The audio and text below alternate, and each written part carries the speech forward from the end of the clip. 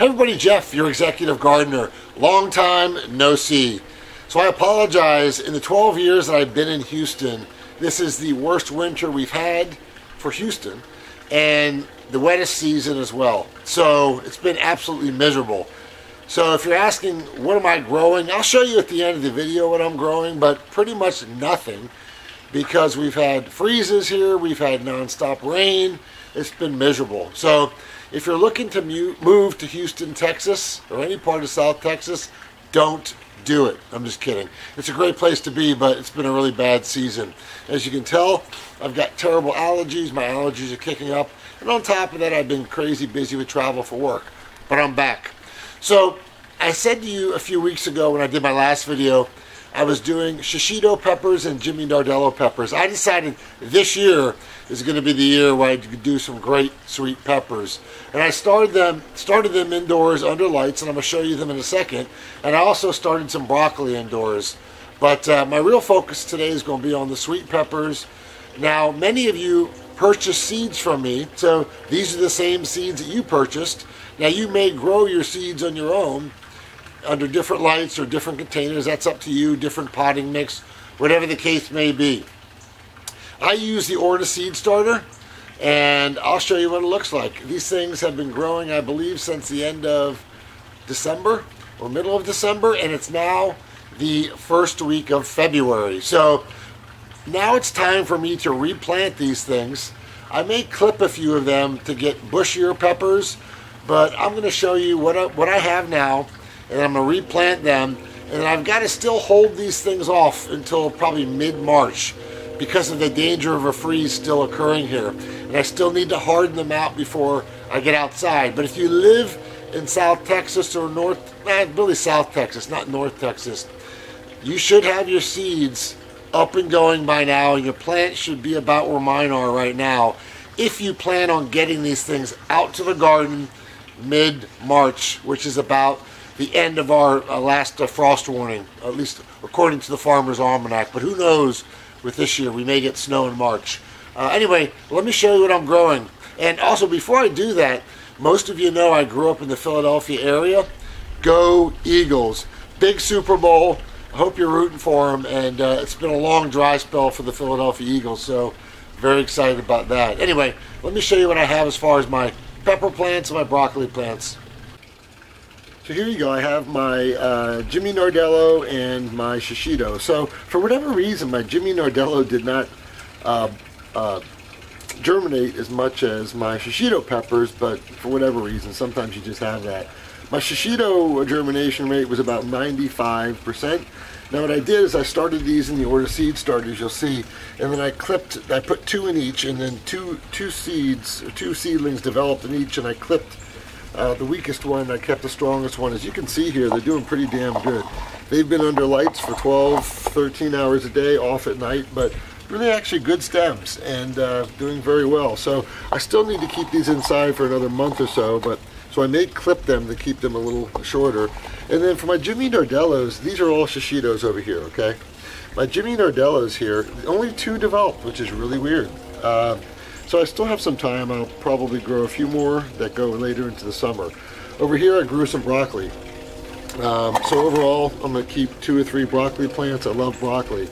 Again, as most of you know, and I've said this before in my videos, I travel sometimes 3 or 4 days a week, and I am not home. So these things do a great job because they have a big reservoir, the lights are on, they're on a system, and they basically will keep self-watering the seedlings for 3 or 4 days, 5 days, 6 days while I'm not there, and then when I return. So this is what it looks like. So what I'm going to do is I'm going to take these, I'm going to repot them in pots, give the roots a little bit more room. So if you take a look at this, let me just show you.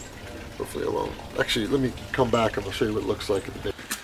All right, so here we are back. So let's take a look at this. So what I have here is I've got some potting mix, and what I did is I put in some phosphate, potassium, nitrogen supplement, and then some micronutrients, and I mixed it all together, okay?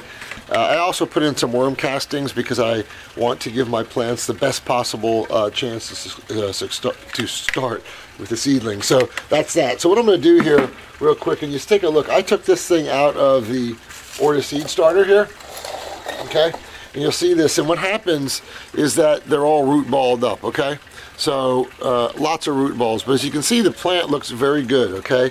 And what I'm probably going to do is I'm going to plant this, and I'm going to clip it up here to get the plant to shoot out more leaves to be a healthier plant. Now, one of the things that I did with this plant, which I think is really interesting, and it was an experiment for me, is I started my seed starting mix and I added worm castings.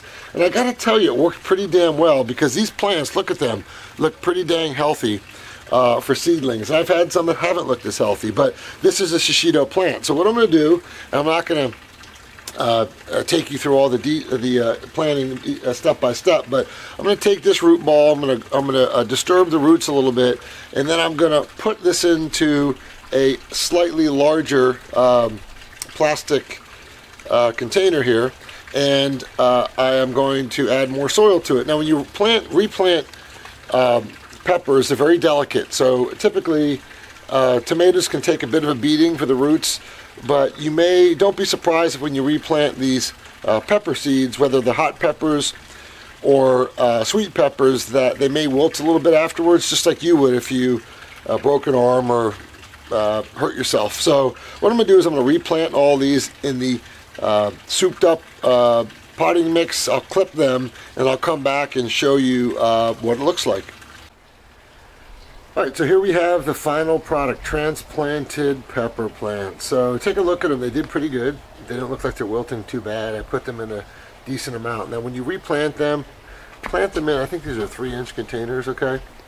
And make sure you have something in the bottom. As you continue to do this, you want to water them from the bottom up. So put water at the bottom of this big thing, and then each of these, there's holes on the bottom, as you can see, and they'll drink it up from the bottom.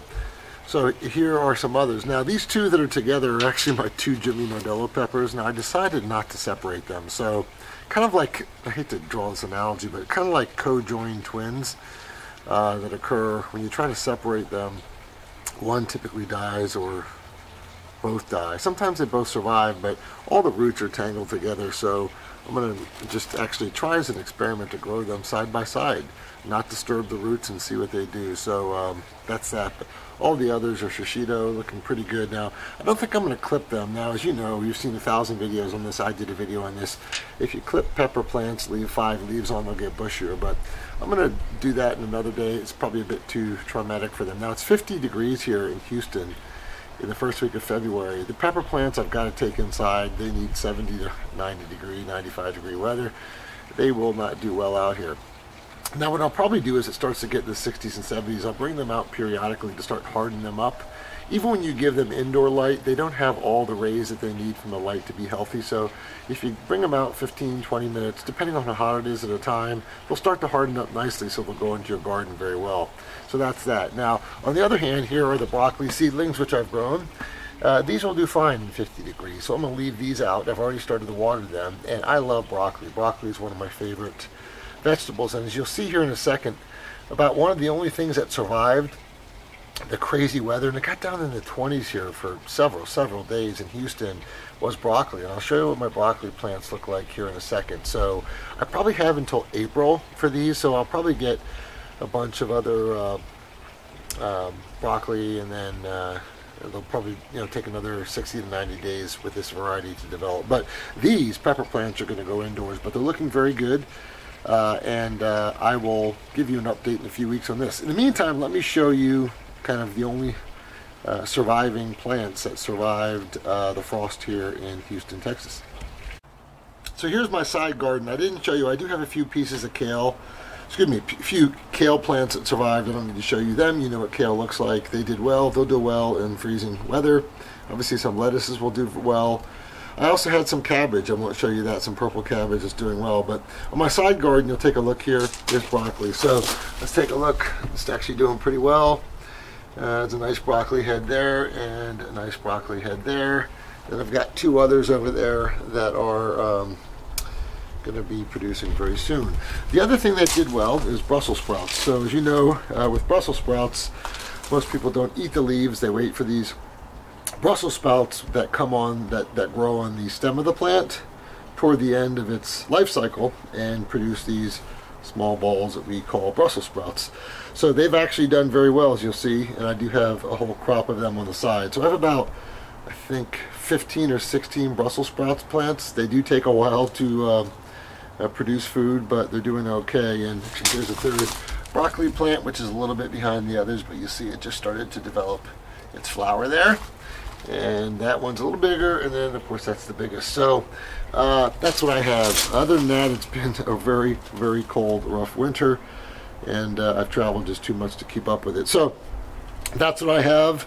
That's my update. I'm excited for the peppers to get up and get going, and for some additional broccoli. And I think my next step will be to start maybe in a week or two, start with my tomatoes from seed, and I'll update you on that. I hope everybody's had a great winter season. I know it's still blistery cold in parts of the north, so I shouldn't complain here in Houston. I get it, but it's cold for us down here. We have very thin skin. Until next time, Jeff, your executive gardener, take care. Bye.